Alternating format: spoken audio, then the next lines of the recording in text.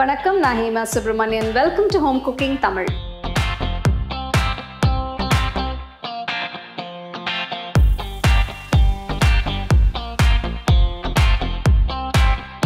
பொதுவாக பணியாரம்னாலே நம்ம எல்லாருக்குமே ரொம்ப பிடிக்கும்.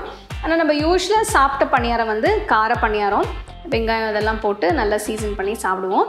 இன்றைக்கி நான் வந்து ஒரு கிட்ஸ் ஸ்பெஷல் காட்ட போகிறேன். பணியாரம் சட்டியில் நம்ம அருமையான சாக்லேட் பணியாரம் எப்படி செய்யறது பார்க்கலாம்.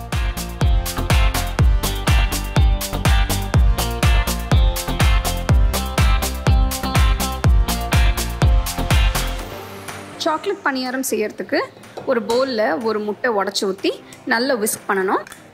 உங்களுக்கு முட்டை வேண்டான்னா நீங்கள் முட்டையை அவாய்ட் பண்ணி மற்ற இன்க்ரீடியன்ஸ் யூஸ் பண்ணிக்கலாம். அடுத்து இதில் 1 கப் காய்ச்சி ஆற வச்ச பால், 1/4 கப் கரைச்ச வெண்ணெய். கரைச்ச வெண்ணெய் ரூம் டெம்பரேச்சர் வந்த பிறகு அதில் சேர்க்கணும், சூடாக சேர்க்கக்கூடாது. அடுத்து இதில் 1/4 டீஸ்பூன் வெனிலா எசன்ஸ், இதெல்லாம் சேர்த்து நல்லா மிக்ஸ் பண்ணிவிட்டு தனியாக எடுத்து வச்சுருங்க. அடுத்து இன்னொரு பவுலில் 1/2 கப் மைதா, 4 table spoon cocoa powder, 5 table spoon சர்க்கரை தூள். சர்க்கரை மிக்சர் ஜாரில் அரைச்சிங்கன்னா தூளாயிடும், அதுதான் சேர்த்துருக்கேன். அடுத்து 1/4 டீஸ்பூன் உப்பு, 2 டீஸ்பூன் பேக்கிங் பவுடர்,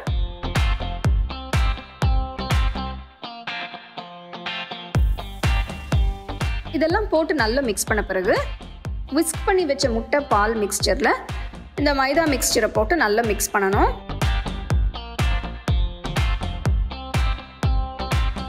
ரெண்டும் சேர்த்து நல்லா மிக்ஸ் பண்ண பிறகு உங்களுக்கு மாவு நல்லா தோசை மாவு ஊற்றுற அளவுக்கு கன்சிஸ்டன்சி இருக்கணும்.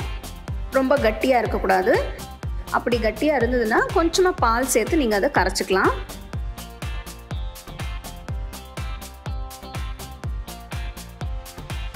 மாவு நல்லா சூப்பராக வந்திருக்கு.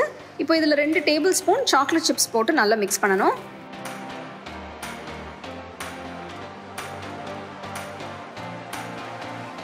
இப்போ பணியார மாவு தயாராக இருக்குது. அடுத்தது ஒரு பணியாரம் சட்டி வச்சு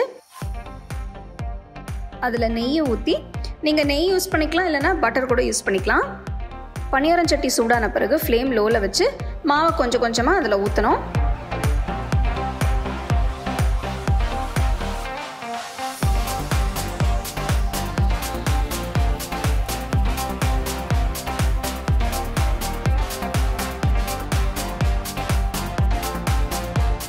ஒரு பக்கம் சுட்ட பிறகு மறுபக்கம் திருப்பி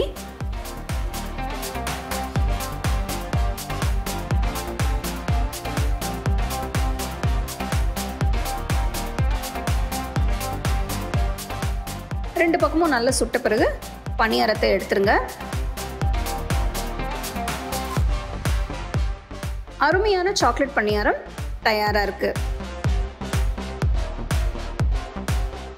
அடுத்து பணியாரத்தோட தொட்டு சாப்பிட்றதுக்கு ஒரு சாக்லேட் சாஸ் செய்ய போகிறேன். இதுக்கு ஒரு சாஸ் பேனில் 1/4 கப் பால், 1/2 cup fresh cream, 100 gram cooking chocolate, நான் டார்க் செமி ஸ்வீட் சாக்லேட் எடுத்திருக்கேன். குக்கிங் சாக்லேட் உங்களுக்கு சூப்பர் மார்க்கெட்டில் கிடைக்கும், அதை வாங்கி யூஸ் பண்ணிக்கலாம்.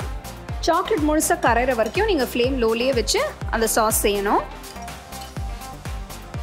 இப்போ பார்த்தீங்கன்னா சாக்லேட் கம்ப்ளீட்டாக மெல்ட் ஆயிடுச்சு.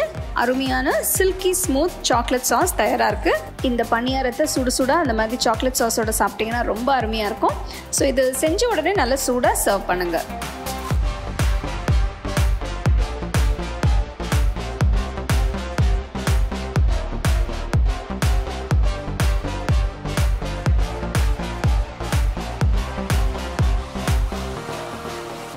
பசங்களுக்கு பிடிக்கிற மாதிரி அருமையான சாக்லேட் பணியாரம் எப்படி செய்யறதுன்னு பார்த்தோம்.